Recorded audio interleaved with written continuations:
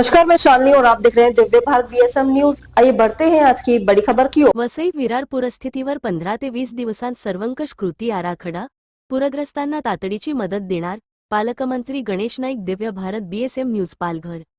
प्रतिनिधी बाळकृष्ण ढोके. वसई विरार परिसरात निर्माण झालेल्या गंभीर पूरस्थितीची प्रत्यक्ष पाहणी करून राज्याचे वनमंत्री तथा पालघर जिल्ह्याचे पालकमंत्री गणेश नाईक यांनी पूरग्रस्त नागरिकांना तातडीची मदत, जलद पंचनामे आणि दीर्घकालीन पूरनियंत्रणासाठी सर्वंकष कृती आराखडा तयार करण्याची घोषणा केली. हवामान बदल आणि वाढत्या पर्यावरणीय संकटाच्या पार्श्वभूमीवर वृक्षलागवडीचे महत्त्व अधोरेखित करताना पालकमंत्री गणेश नाईक यांनी राज्य शासनाच्या 300 कोटी वृक्ष लागवड अभियानाची माहिती दिली. टिश्यू कल्चर तंत्रज्ञानाच्या माध्यमातून कोकण, पश्चिम महाराष्ट्र, मराठवाडा, खानदेश आणि विदर्भ येथे अत्याधुनिक रोपवाटिका उभारल्या जात असून मोठ्या प्रमाणावर दर्जेदार रोपे उपलब्ध करून दिली जाणार आहेत. महाराष्ट्राचे वनक्षेत्र सध्याच्या सुमारे 21% 33% वाढविण्याचे उद्दिष्ट असून त्यासाठी जनसहभाग अत्यंत महत्त्वाचा असल्याचे त्यांनी सांगितले. पूरस्थितीचा सामना करताना प्रशासन, स्थानिक स्वराज्य संस्था आणि नागरिक यांनी समन्वयाने काम करणे आवश्यक असल्याचे आवाहनही त्यांनी केले.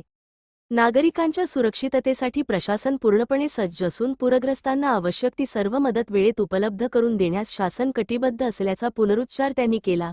पूरग्रस्त भागातील परिस्थिती सामान्य होईपर्यंत प्रशासनाकडून सातत्याने पाहणी, मदतकार्य आणि आवश्यक उपाययोजना सुरू राहतील.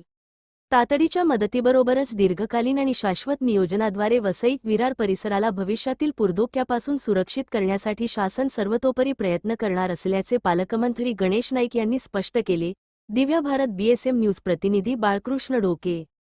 गेल्या अनेक दशकांतील अनियोजित शहरीकरण, नैसर्गिक नाल्यांवरील अतिक्रमणे आणि पर्यावरणीय असमतोल यामुळे पूरस्थिती अधिक गंभीर बनल्याचे त्यांनी स्पष्ट केले. पालकमंत्री गणेश नाईक यांनी पालघर जिल्ह्यातील ससूनवघर, जे.के. टायर परिसर, नालासोपारा, नायगाव, पूर्व चिचोंडी फाटा, सनसिटी, वसई पश्चिम, गालानगर, डॉनलेन, धानिवबाग, बुलेट ट्रेन परिसर, डी.मार्ट परिसर, सफाळे, केळवा, धवांगेपाडा, बिडको आणि वीरेंद्रनगर या पूरग्रस्त भागांना भेट देऊन परिस्थितीचा आढावा घेतला. त्यांनी नागरिकांशी प्रत्यक्ष संवाद साधत त्यांच्या अडचणी जाणून घेतल्या तसेच संबंधित अधिकाऱ्यांना तातडीने उपाययोजना करण्याचे निर्देश दिले. पूरग्रस्त भागाच्या पाहणीनंतर आयोजित पत्रकार परिषदेत बोलताना पालकमंत्री गणेश नाईक म्हणाले की, वसई विरार परिसरातील पूरस्थितीचा शास्त्रशुद्ध अभ्यास करण्यासाठी सॅटेलाईट आणि ड्रोन तंत्रज्ञानाचा वापर करण्यात येणार आहे. पुढील 15 ते 20 दिवसांत सर्वंकष कृती आराखडा तयार करून पूरनियंत्रणासाठी दीर्घकालीन उपाययोजना राबविण्यात येतील.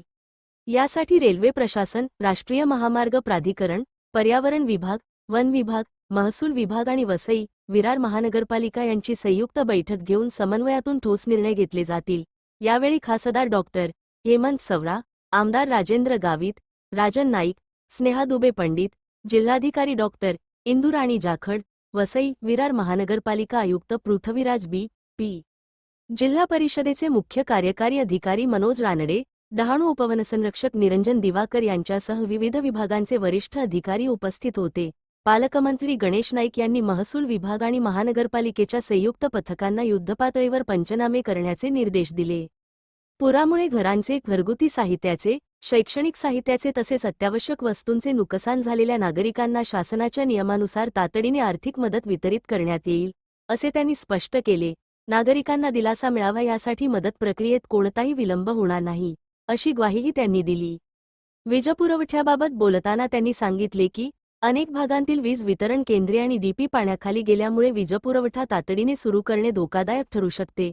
नागरिकांच्या सुरक्षिततेला सर्वोच्च प्राधान्य देत पाणी ओसरल्यानंतर तांत्रिक तपासणी करूनच वीजपुरवठा सुरू करण्यात येईल. त्याचबरोबर महावितरणला दुरुस्तीची कामे वेगाने पूर्ण करण्याचे निर्देश देण्यात आले आहेत. दीर्घकालीन उपाययोजनांमध्ये वसई विरार शहरातील भूमिगत ड्रेनेज व्यवस्था सक्षम करणे, नैसर्गिक नाल्यांचे पुनरुज्जीवन, अतिक्रमणांवर कठोर कारवाई, अनियोजित बांधकामांवर नियंत्रण आणि शाश्वत नगररचना धोरणाची प्रभावी अंमलबजावणी यांना प्राधान्य देण्यात येणार असल्याचे त्यांनी सांगितले. भविष्यात अशा प्रकारच्या पूरस्थितीची पुनरावृत्ती टाळण्यासाठी वैज्ञानिक नियोजन आवश्यक असल्याचेही त्यांनी नमूद केले. दिव्य भारत बीएसएम न्यूज चॅनलमध्ये नवनवीन घडामोडी, ताज्या व खात्रीदायक बातम्या बघण्यासाठी पाहत रहा Divya Bharat BSM news channel.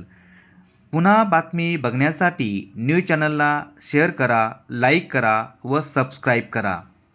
धन्यवाद.